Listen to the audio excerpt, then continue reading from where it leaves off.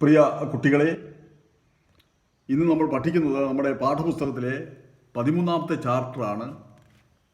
യാമ പ്രാർത്ഥനകൾ എന്നാണ് ആ ചാപ്റ്ററിൻ്റെ ഹെഡിങ്.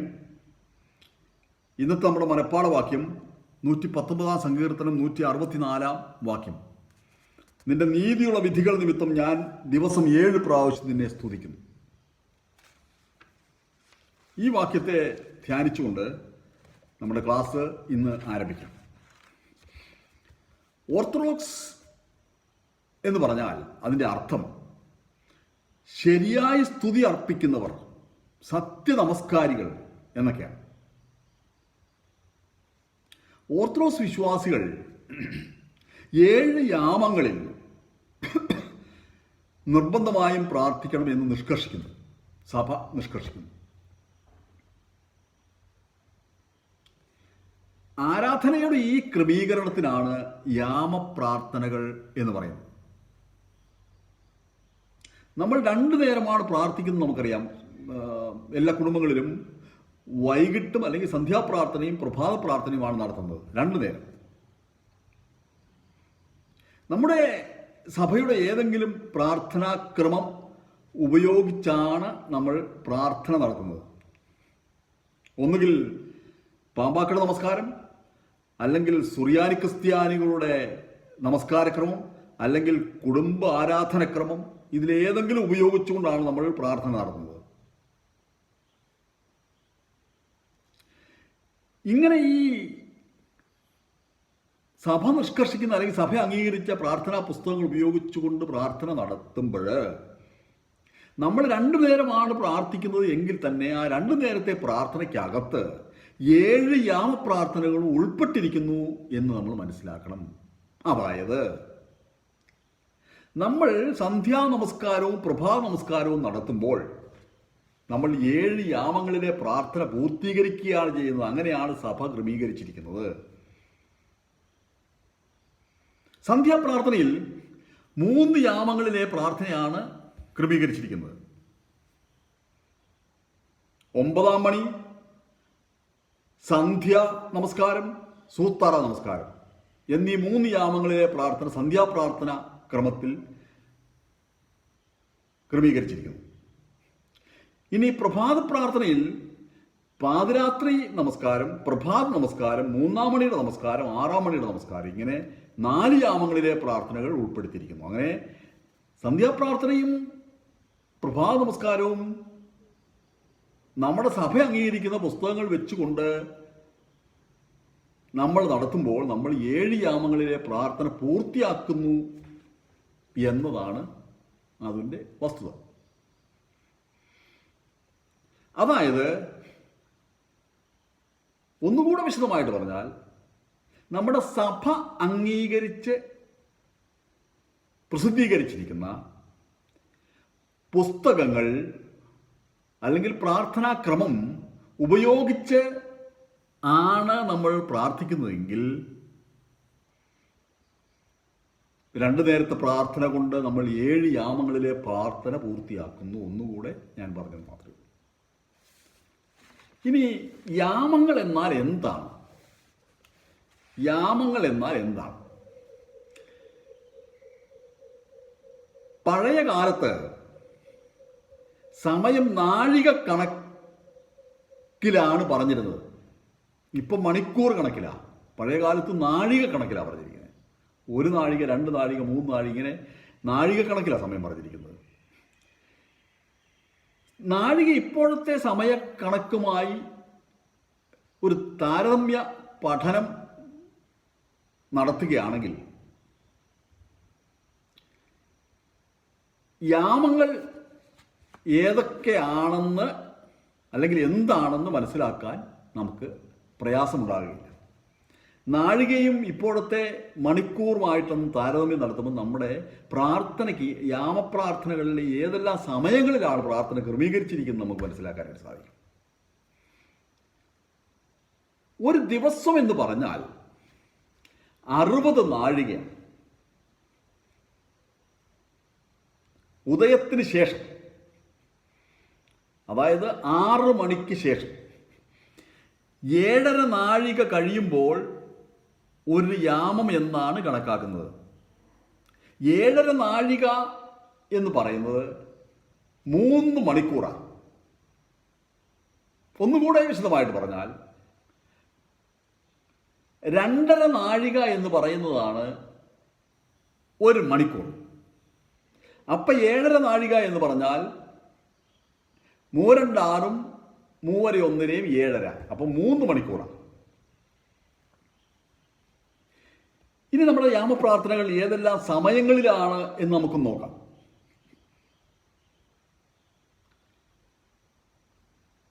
പ്രഭാത നമസ്കാരത്തിന് ശേഷം, അതായത് രാവിലെ 6 മണിക്ക് ശേഷം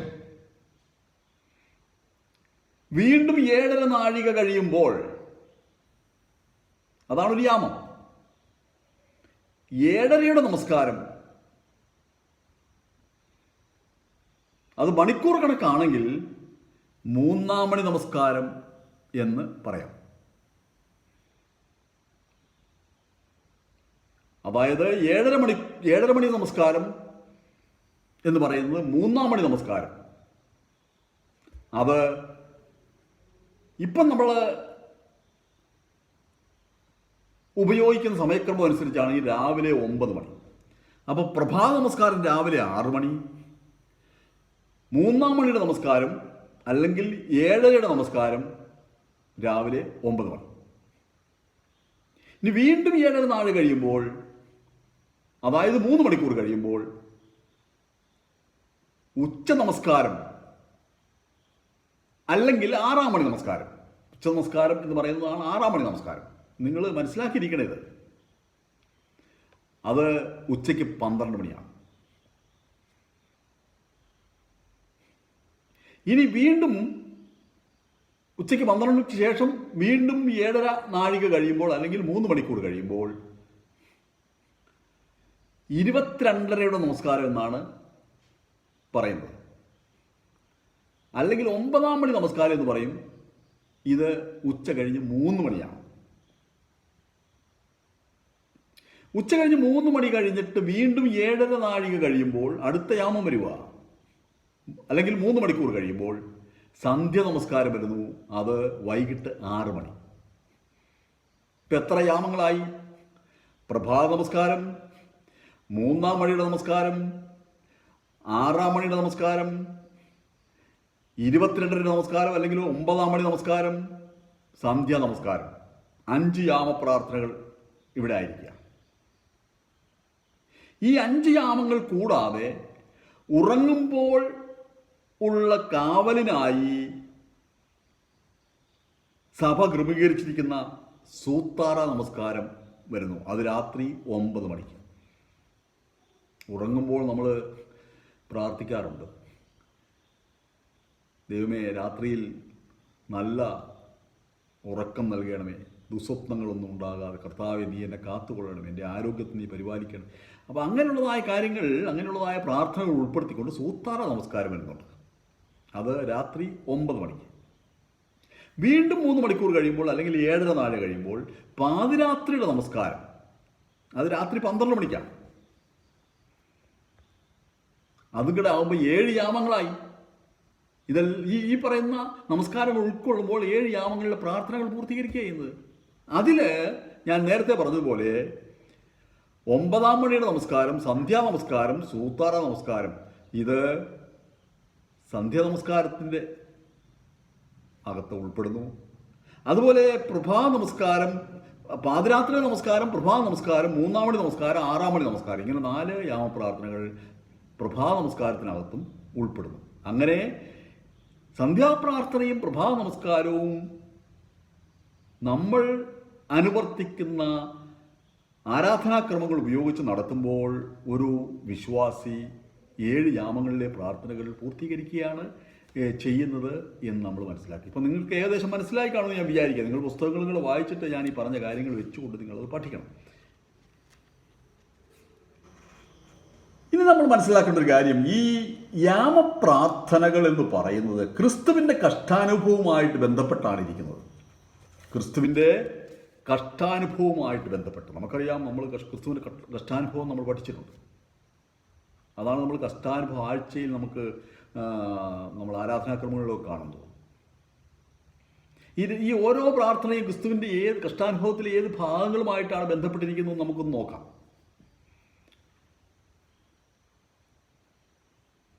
അതായത് പാതിരാത്രിയിലെ നമസ്കാരം രാത്രി 12 മണിക്ക് അവിടെ തുടങ്ങാം. നമുക്ക് ക്രിസ്തുവിനെ ബന്ധിക്കുന്ന സമയമാണ്. ക്രിസ്തുവിനെ പട്ടാളക്കാര് ബന്ധനസ്ഥനാക്കുന്നു. യോഹന്നാൻ സുവിശേഷം 18 അധ്യായത്തിൻ്റെ 12 വാക്യത്തിൽ ആ ഭാഗം നമുക്ക് കാണാൻ പറ്റുന്നുണ്ട്. അതുപോലെ 3-ാം മണി പ്രഭാത നമസ്കാരം, പാതിരാത്രി നമസ്കാരം കഴിഞ്ഞാൽ പിന്നെ പ്രഭാത നമസ്കാരമാണ്. പ്രഭാത നമസ്കാരം എന്ന് പറയുന്നത് കർത്താവിൻ്റെ വിസ്താര സമയമാണ്. യോഹന്നാൻ സുവിശേഷം 18 അധ്യായം 28 വാക്യം. രാവിലെ 6 മണിക്ക്. ഇനി 3-ാം മണി നമസ്കാരം പീലാത്തോസ് കർത്താവിനെ ക്രൂശിക്കുവാൻ വിധിക്കുന്ന സമയമാണ്. പീലാത്തോസ് കർത്താവിനെ ക്രൂശിക്കുവാൻ വിധിക്കുകയാണ്. അതായത് രാവിലെ 9 മണി. ഇനി 6-ാം മണി നമസ്കാരം കർത്താവിനെ ക്രൂശിൽ തറയ്ക്കുന്നു. ഉച്ചയ്ക്ക് 12 മണി. മത്തായിയുടെ സുവിശേഷം 28 അധ്യായം 45 വാക്യം. മത്തായിയുടെ സുവിശേഷം 27 അധ്യായം 45 വാക്യം. 28 അല്ല, 27 അധ്യായം 45 വാക്യം. ഉച്ചയ്ക്ക് 12 മണി കർത്താവിനെ ക്രൂശിൽ തറയ്ക്കുകയാണ്. ഇനി 9-ാം മണിയുടെ നമസ്കാരം കർത്താവ് പ്രാണനെ വിടുന്നു. ക്രൂശിൽ കിടന്നുകൊണ്ട് കർത്താവ് തൻ്റെ പ്രാണനെ മനുഷ്യരാശിക്ക് വേണ്ടി എടുത്താൻ തൻ്റെ രക്തത്തെ ദൈവത്തിന് സമർപ്പിക്കുകയാണ് ചെയ്യുന്നത്. ഉച്ച കഴിഞ്ഞ് 3 മണി. ഇനി സന്ധ്യാ നമസ്കാരം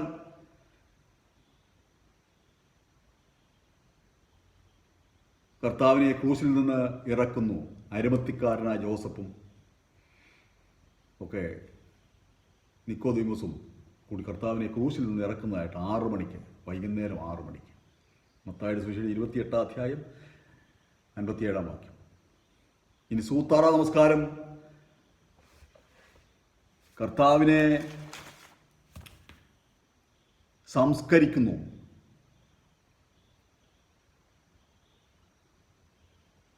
വൈകിട്ട് 9 മണി. ലൂക്കോസിന് സുവിശേഷം 23:54 വൈകിട്ട് 9 മണി. അങ്ങനെ 7 യാമപ്രാർത്ഥനകൾ എന്ന് പറയുന്നത് കർത്താവിൻ്റെ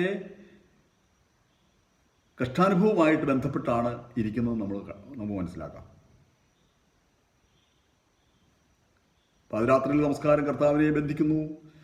പ്രഭാത നമസ്കാരം കർത്താവിനെ വിസ്തരിക്കുന്നു. 3-ാം മണി നമസ്കാരം പീലാത്തോസ് കർത്താവിനെ ക്രൂശിക്കുവാൻ വിധിക്കുന്നു.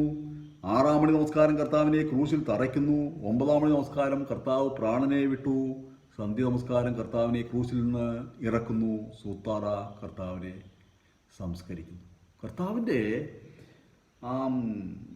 കഷ്ടാനുഭവമായിട്ട് ബന്ധപ്പെടുത്തിക്കൊണ്ടാണ് 7 യാമപ്രാർത്ഥനകൾ ക്രമീകരിച്ചിരിക്കുന്നത്. ആ സമയം കറക്റ്റായിട്ടാണ് ക്രമീകരിച്ചിരിക്കുന്നത് പിതാക്കന്മാരെന്ന് നമ്മൾ മനസ്സിലാക്കുന്നത്.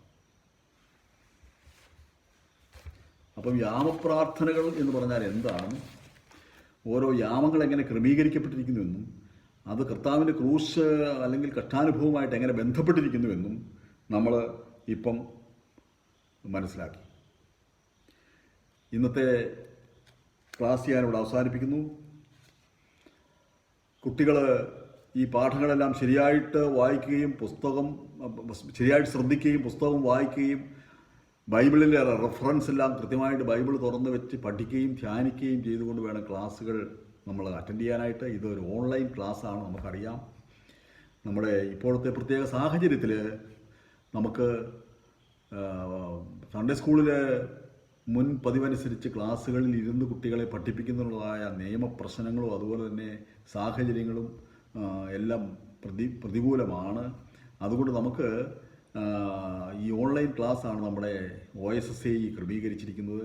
അങ്ങനെ ഓരോ ക്ലാസ്സിലെയും അധ്യാപകർ അതാത് ക്ലാസ്സുകളിലെ കുട്ടികൾക്ക് ഇങ്ങനെ ഈ മലങ്കര സഭ മുഴുവനായിട്ടുമാണ് ക്ലാസ്സുകൾ എടുത്തുകൊണ്ടിരിക്കുകയാണ്. നിങ്ങളും ഇതിനകത്ത് ഭാഗമാക്കണം, ആത്മാർത്ഥമായിട്ട് പഠിക്കണം, ശരിയായിട്ട് പുസ്തകങ്ങളും ബൈബിളും എല്ലാം വായിക്കണം, ശരിയായിട്ട് പ്രാർത്ഥിക്കണം. എന്നും കൂടി ഓർപ്പിച്ചുകൊണ്ട് ഞാൻ ഈ ക്ലാസ് ഇവിടെ അവസാനിപ്പിക്കുന്നു. ദൈവം നിങ്ങളെ അനുഗ്രഹിക്കട്ടെ. ദൈവത്തിന് സ്തുതി.